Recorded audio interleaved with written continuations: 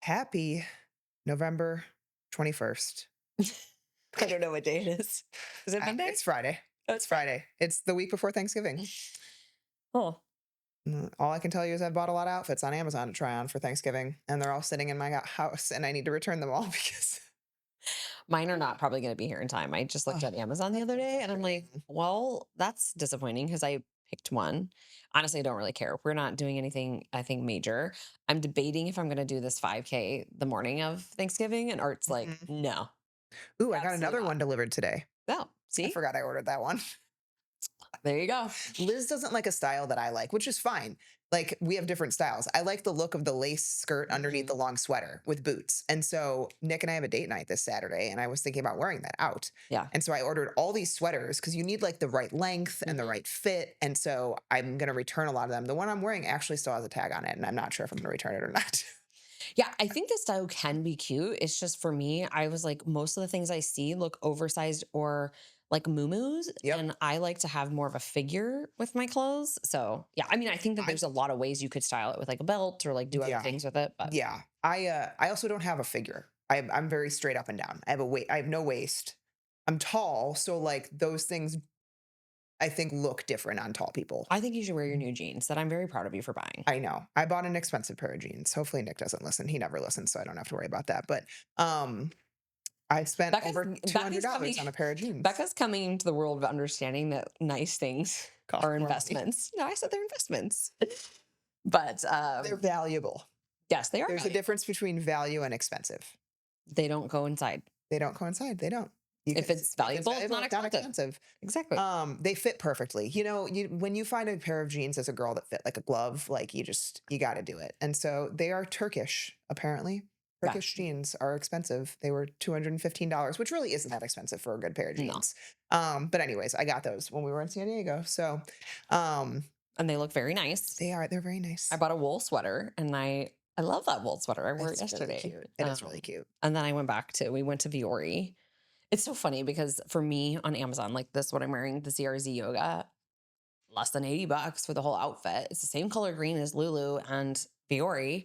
Why not? But there were a couple pieces from Viore that spoke to me and I thought about them and we went back and I got them. I'm very happy with it. So That white one is cute. yeah, I think you just gotta know what you like. So, all right, we're going to talk about pre and post surgery protocol today, how you could prepare your body dietarily, things you could do with peptides, things that both of us have done, in terms of for me, postpartum with the C-section, the second C-section, right?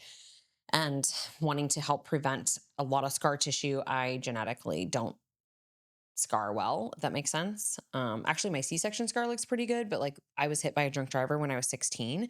And so the scar on my knee, I mean, it's flat now, but it took forever, many years, and it's not that cute. Mm, It's not like a thin line.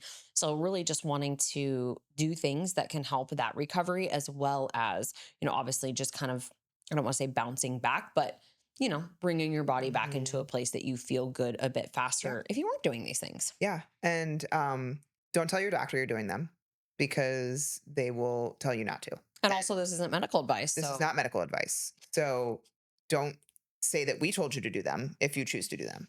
And don't tell your doctor. Okay, so I got surgery last December. I'm almost a year post tummy tuck. But I put together also this for one of my clients. She had a full hysterectomy. We've talked to our mentor Alex, who is just a guru when it comes to recovery repair. He works with a lot of professional athletes. So with pre-surgery dietarily, what you want to do pre-surgery is you want to get inflammation essentially as low as possible. Like that is a good goal. So dietarily, what a lot of times we will do for a short period of time, depending on the person digestively and what they can handle, we do this with our clients, right? Like we train their body to be able to handle this and make sure that they are feeling okay on this. But one example could be fasting if you do not tolerate high fats. But what I will typically do is a low protein keto diet, which we know can get inflammation down really hard. And so if you struggle with digestion in terms of like constipation with low protein keto, you can keep in a fiber powder. You can do obviously higher dose magnesium if you need to keep bowels moving, beta plus for bile support. But I usually will do that for maybe about a week prior to surgery. And if I have enough time with a client, I will lead them into this for like a month plus because I do like to prepare the body to be able to tolerate it. And supplementation wise, you typically keep normal supplements in place up until about 48 hours prior. And then you pause everything except hormones. All right, if you're dealing with water retention, you're waking up puffy, your ankles or your wrists are really swollen, or you can't get your rings off, and maybe you're even dragging throughout the day, no matter how much water you drink, there's actually a good chance that you're not actually hydrating properly. Exactly, because water alone is not enough. You need electrolytes, you need sodium, potassium, magnesium, because those things actually pull water into your cells. Otherwise, you're basically just flushing it out and wondering why you're still tired, you're still bloated, and you're still sluggish. But here's the thing, most electrolyte supplements out there aren't helping you in any way because a lot of them contain things like natural flavors, food dyes, and maltodextrin, which can irritate your gut. And these things can also spike your blood sugar when you're trying to heal. That's why we both started using Buoy. It's super simple, just trace minerals and electrolytes in liquid form. No flavors, no colors, no sugar, no sweeteners, and you squeeze it into whatever you are drinking. Water, coffee, tea, smoothies, you name it. And it's clinically backed by science too. So studies have shown that Buoy helps you hydrate better, 64% better in fact, and that's data coming from key blood and urinary markers, not just marketing fluff. And honestly, you can feel the difference. I've had many clients tell me their digestion's improved, they have less headaches, and they're better energy throughout the day. And Buoy isn't just for people that go to the gym all the time and sweat a bunch. They actually offer a 35% lifetime discount for anyone that's struggling with chronic illnesses. Things like POTS, Hashimoto's, Crohn's disease, chronic migraines, and every autoimmune condition. They're really committed to making better hydration accessible to people who need it most. I actually throw it in my coffee every morning because it's such an easy upgrade. You don't even taste it, but you're definitely gonna notice if you miss it. If you're tired of playing hydration roulette and want something that actually supports your body, you've got to try Buoy. It's honestly one of the simplest ways to feel better faster. You should not have to pause hormones, guys, because at the end of the day, think about it. If you're on HRT, what happened when you were cycling as a female? They weren't like, stop your cycle. Just, we're going to eradicate all your hormones prior to surgery. Hormones are very healing, especially progesterone. And so I really encourage people to stay on your hormones. It should not interfere with the surgery. The main things that interfere with surgeries are things that affect blood clotting. So high doses of magnesium you don't want to take prior to a surgery, like the day before a surgery. And GLP-1s, because GLP-1s will impact the ability of your body to clear things because it slows digestion, right? And so you don't want to take GLP-1s the week prior to your surgery. So your last injection should be about 7 to 10 days prior to surgery. So those are the two big things that you cannot take pre-surgery. But dietarily prior to, you want to basically get inflammation down as hard as possible. And then post-surgery for diet, and then we'll get into more of like the peptides and some of the other things we do post-surgery. I typically do kind of like a carb pulse. So I want to nourish the body because it just underwent a large stress of a surgery, right? Depending on the surgery too, depending on how intensive the surgery was with a tummy tuck, like any type of core surgery is very intensive. It's a lot to recover from. You don't realize how much you actually use your core until you don't have a core to use. And so for that, I did 2 to 3 days of higher carb Mediterranean, and we do kind of like a cleanse process where we're doing smoothies with medical foods that are helpful for, detoxification. We're doing a lot of vegetables and fruits and moderate proteins, a little bit lower fat, and then I partner that with some fasting and keto. That's what has worked well because you kind of have best of both worlds. You have some fasting in there to keep inflammation down, but you don't want to completely blunt all inflammation post-surgery. Mhm. Like you want some healing to happen. The body's supposed to go through that. So that carb pulse for about 6 to 8 weeks seemed to work very well for me in terms of my energy was good, my recovery was good. I didn't feel like I was super, super swollen aside from just the normal swelling post-surgery. So that's what dietarily I find to be very helpful. Yeah, and I think too, if that's really like over complicated for you, or you're like, that sounds like a lot, I honestly would just say one ingredient whole foods. Mhm. That's gonna be the best thing that you could possibly do. And if you don't have histamine issues, use bone broth. Soups, stews, smoothies, those all can be very easy on digestion because it's cooked, it's broken down, very nourishing in terms of the vitamins and the minerals and protein and amino acids that are coming in from bone broth. If you're vegetarian, use a veggie broth, or whatever there. But I just think that if you can't do this, don't just be like, well, that sounds too hard, so I'm not going to do anything, or really focus on this at all. One ingredient whole foods. have people around you help you. You can also prep, right? So I remember before the boys, Ethan and Marcus, the girls got me some meals that were frozen, but otherwise I will share with people. We have like this whole guide on freezer meals, right? So you can pre-prep and chop veggies and do different things like that, and then just throw them in your crock pot to make it very easy. So Mhm. those would be some things that I would just say from a dietary perspective, because sometimes people are like, yeah, that's too complicated. So they just don't do anything close to what we're talking about. And I'd rather you do, one ingredient whole foods at a minimum. When we're looking at hormone, or excuse me, peptides, I think that there's a few things here that are really, really helpful. Becca and I both have done the BPC 157 to improve healing, and healing in a way that is going to be faster. Sequestering protein cascades is very important here. And then we can also have TB-500, which drives systemic neonatal gene expression. And it also, when we think about what goes local, what goes systemic, TB500 stays more local. So when I was working to support my delt tear, when I was working to support the C section, right, I'm going as close as possible to those areas that are hurting or that have been damaged or that have experienced this trauma. And then the BPC is generally going more systemic. So you're getting the best of both worlds here. And BPC is very, very healing. And so we're looking at like 500 micrograms of both of those each day. I will tell you, I have done a bolus, which basically means a very high dose of BPC and TB 500 in my back. I have given this to a couple clients with injuries that have not healed through all of the different therapies in terms of red light and physical therapy and all of these things. And the doctor said, hey, we could do stem cell, but we don't really know if that's going to help. 5 milligrams TB500 one day, 5 milligrams of BPC-157, and getting a lot more healing action, a lot less pain. For me, I was doing more on the 1 milligram side of each of these in my back as close as I could to the area of pain. Within 3 days, I would say everything improved 80%. And then I'm following up with these lower doses of the 500 micrograms. But generally, from a pre op perspective, it's 3 days of 500 milligrams each of the BPC and the TB500. You can put them into the same syringe and apply to the areas that are going to be operated on. And then you can also pair an immune supportive peptide, Thymosin Alpha-1. So that's going to manage long-term immune system function and drive up our T and natural killer cells while maturing the dendritic cells to drive and activate adaptive immune system response. So all three of those could be great to do 3 days prior. And then, the morning of surgery, you can do 2 milligrams of each of those. Again, that can be combined into the same syringe and applied subcutaneously. You could do that anywhere, but you want to also try to work on getting red light therapy in as well, pre and post op. So I would pair that. And I think that could be done every day. I do my red light every day.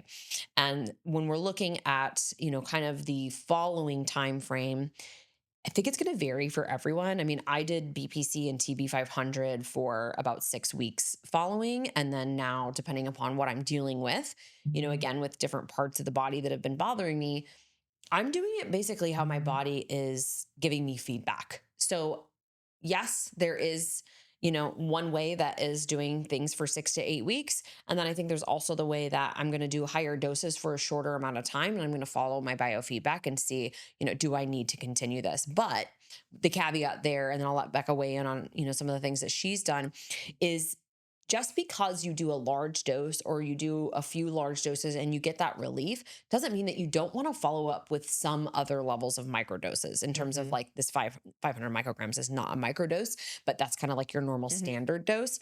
I would still, after those larger bolus, follow up with the regular standard dose for at least 2 weeks.